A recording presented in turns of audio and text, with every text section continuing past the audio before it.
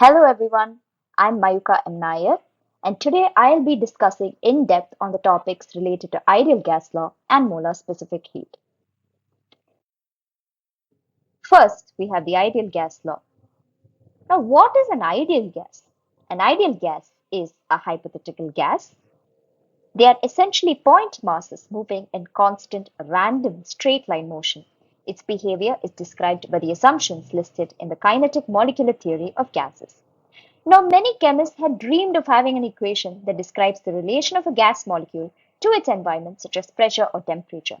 However, they had encountered many difficulties because of the fact that there were always other affecting factors, such as intermolecular forces. So, two well known assumptions were being made before the formulation of ideal gas law, which is the particles have no forces acting among them, and these particles do not take up any space, meaning their atomic volume is completely ignored. Which brings us to the ideal gas law. Now, this law states that the product of the pressure and the volume of 1 gram molecule of an ideal gas is equal to the product of the absolute temperature of the gas and the universal gas constant, which is PV is equal to nRT, where P is the pressure, V is the volume, N is the amount of substance, R is the ideal gas constant, and T is the temperature.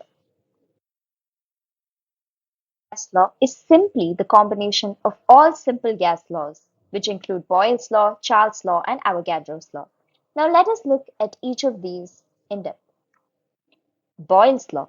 This is a gas law which states that the pressure exerted by a gas of a given mass kept at a constant temperature is inversely proportional to the volume occupied by it, which is given by the equation P is directly proportional to 1 by V.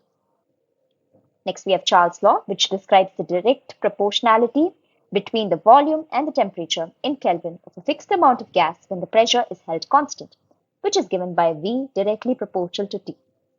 And last but not least, Avogadro's law states that the volume of a gas is directly proportional to the amount of gas at a constant temperature and pressure, which is given by V directly proportional to N. Applications of ideal gas law. So we have weather forecasting. Now, ideal gas law, which is given by the relation PV is equal to nRT, helps meteorologists connect temperature, pressure, and density, three key variables that determine weather patterns, winds, clouds, and storms. It forms the foundation of both theoretical and computer-based weather forecasting. Next, we have air conditioning system. The ideal gas law explains how changes in pressure and volume cause temperature changes in the refrigerant, which is the core working principle behind AC cooling. After that, we have hot air balloons.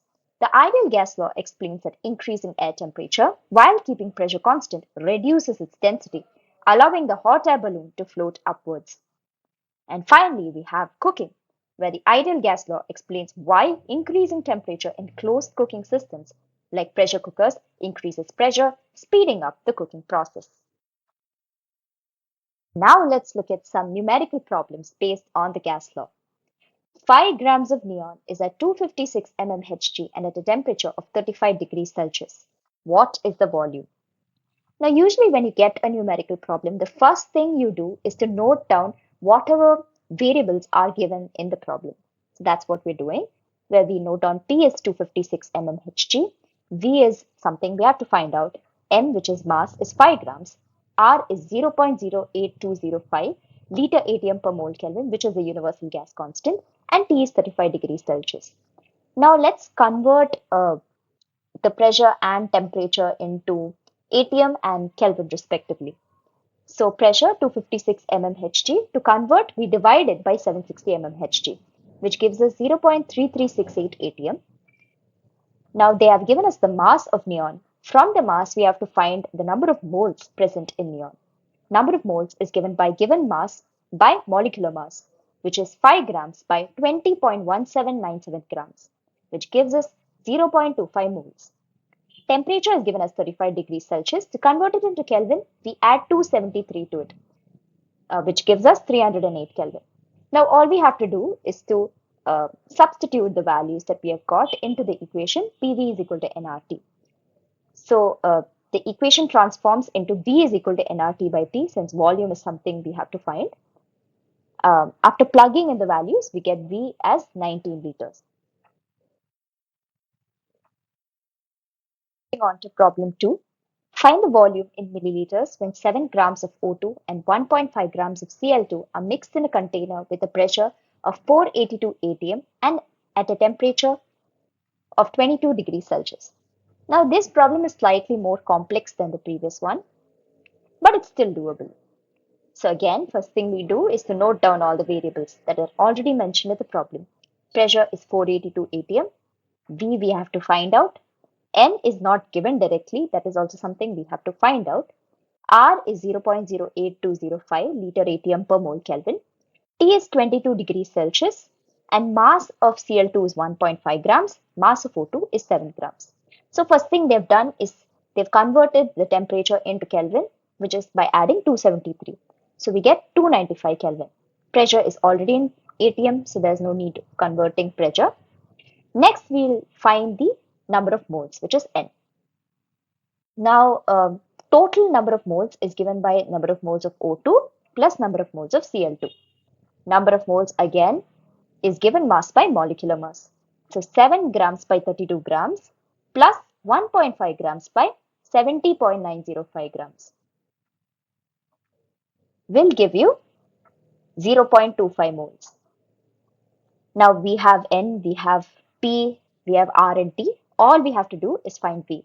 Again, we'll plug in all the variables to V, which is given by V is equal to nRT by P, and we get 0.0121 liters. Now the problem has specifically mentioned that we have to convert liters into milliliters. So to convert liters into milliliters, we just have to multiply it by 1000, which will give us 12.1 milliliters.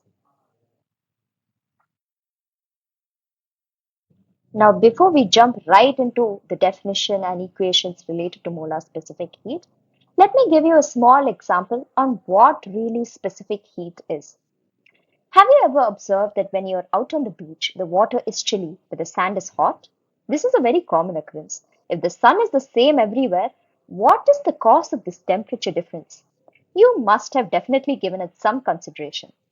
When we apply heat to a solid or liquid element, the temperature of the element increases. If we apply the same quantity of heat to two distinct kinds of solids, the temperature rise in each of the solids may be different from the other. As a result, the temperature rise for different types of solids varies depending on the composition of the solid. Specific heat capacity is the term used to describe this phenomenon.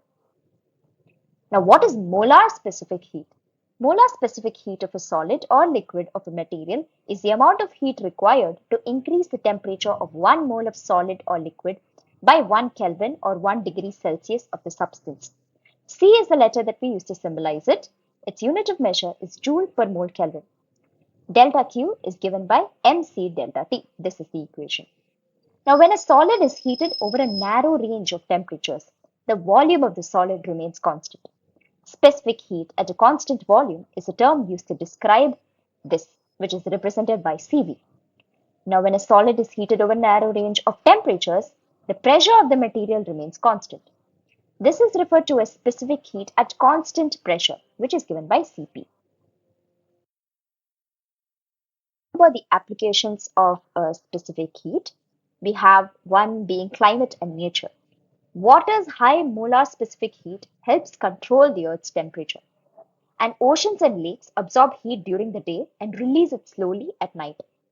Next, we have cooking, where metals like aluminium, copper with low molar specific heat up quickly, so they're used in cooking pots and pans. In cooling and heating systems, they are used to calculate how much heat a material can store or release in air conditioners, refrigerators, and heaters. In engines and machines, it helps engineers design engines, turbines, and car parts that can handle heating and cooling efficiently. In chemistry experiments, they are used in calorimetry to find heat changes in the chemical reactions. For space and aviation, it helps design spacecraft and airplanes to manage heat during flight or re-entry. And last but not least, in electronics, it is used to design devices and batteries so they don't overheat while working. Now let's look at some numerical problems related to molar specific heat. Calculate the heat required to raise 0.6 kilograms of sand from 30 degrees Celsius to 90 degrees Celsius. The specific heat of sand is given as 830 joule per kilogram degree Celsius. First, we note down the known variables, which is mass of sand M is equal to 0.6 kilograms, delta T, which is the temperature difference, which is nothing but T2 minus T1, is equal to 90 degrees minus 30 degrees, which is 60 degrees Celsius. And C, which is the specific heat of sand, is given as 830 joule per kilogram degree Celsius. Now, the equation of specific heat is C is equal to delta Q by M delta T. Now, we have to find delta Q. So, we modify the equation into del Q is equal to MC delta T. Now, all we have to do is just plug in the variables and we'll get the answer to be 29,880 joules. Now, moving on to problem 2, we have a 500 gram lead cube is heated from 25 to 75 degrees Celsius. How much power did it take to heat this lead? Lead has a specific heat of 0.129 joule per gram degree Celsius. Now, this is also a relatively easy problem, only thing del Q is asked in a different way. So, let's start by noting down the variables. Specific heat C is given as 0.129 joule per gram degree Celsius.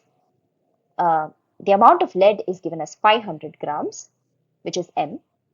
Delta T, which is T final minus T initial, 75 minus 25 is equal to 50 degrees Celsius. And now we substitute the variables into the equation. So del Q is equal to MC delta T, and we get del Q as 3225 joules.